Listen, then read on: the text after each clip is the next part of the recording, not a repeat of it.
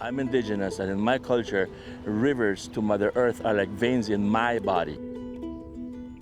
If I don't keep my veins clean, my blood clean, I'm not a healthy person. Same thing with Mother Nature. If we don't keep our rivers clean, Mother Earth is hurting.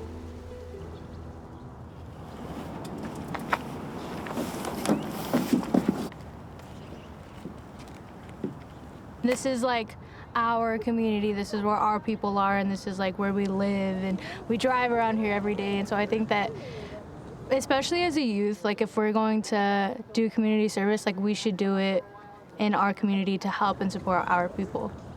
I'm with Paths, and we partner with Heartland Community. You know, we do a lot of events like this, cleaning up. Today, we're gonna be going out on the canoes and cleaning up the Jordan River. Oh, you're gonna have so much fun. Oh my God. You wanna do this all day.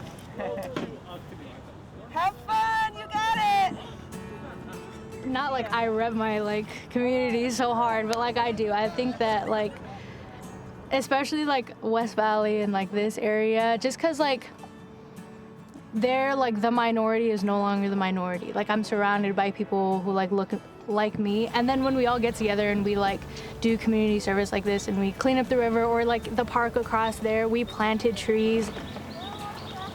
It's a really good outlet for us just to kind of like keep us on the right path, but allow us to have fun at the same time, because like we could definitely be off doing something that's not going to help us.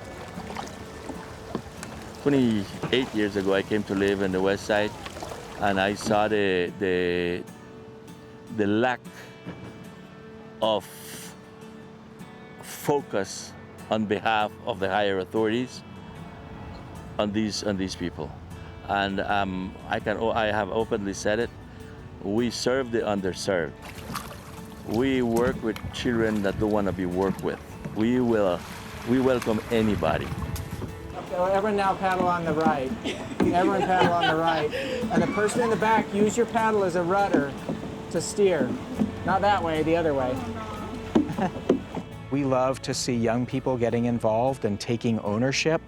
And so we try and encourage and support youth that come out to volunteer, do things like plant trees, reestablish native plants, pick up litter and trash and things like that. It's you know, you can see smiles on their faces to be engaged and feel like they're doing something positive for their community. There's a trash bag over there. 6 o'clock, 6 o'clock.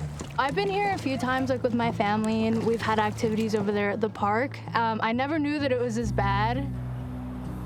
Shopping carts, sometimes tires, a lot of like bottles, glass bottles, plastic bottles. It affects everything. Like it affects the wildlife here, the plants. It looks bad for the community. There's a lot of impacts on water quality and litter and debris in the river. The visible trash and debris that you see mostly comes from stormwater. Whatever's in the curb and gutter or in the parking lot, when the rains and the winds blow or the rains fall and snow melts, those things just get flushed down the system and they end up in the river. It does seem overwhelming, but the passion and dedication of volunteers is just incredible. You know, you go back a day after they've done a cleanup and you're like, there's hardly anything there. You know there'll be more the next time there's a windstorm or a rainfall, but for a moment in time, you can see what the magic of the river is when it's clean. There's only like 20 kids here today, and we cleaned up so much. We have like bags and pounds of trash, and we were only here for like an hour. Like in that small amount of time that we spent, like we covered so much ground and we got so much done.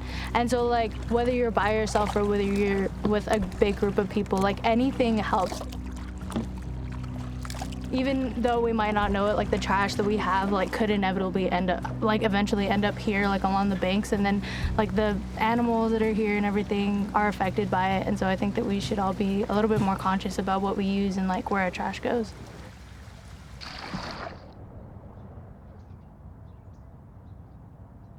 This is an interesting river. It's about 50 miles in length. It flows from Utah Lake to the Great Salt Lake, connecting Utah's two largest bodies of water.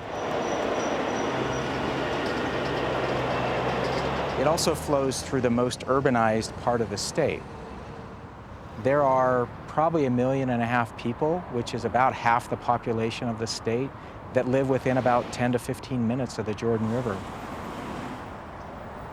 There's a really important role that the river still plays as a gathering place, as a feature to allow people to get out of the hustle and bustle of the city and to connect with the natural world around them. There's a lot of research and information about the importance of being in nature to our emotional and physical health. You know, the river is a very nearby connection to get some of that. To see a great blue heron or a kingfisher or a hawk or a beaver or deer just outside your backyard or just down the street from where you live.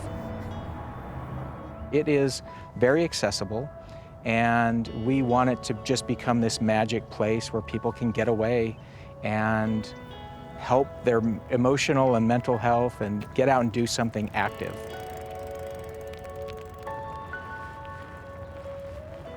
I long to see this Jordan River more cleaner. I long to see all these the little banks right here that are open with little tables and chairs where you could come and picnic.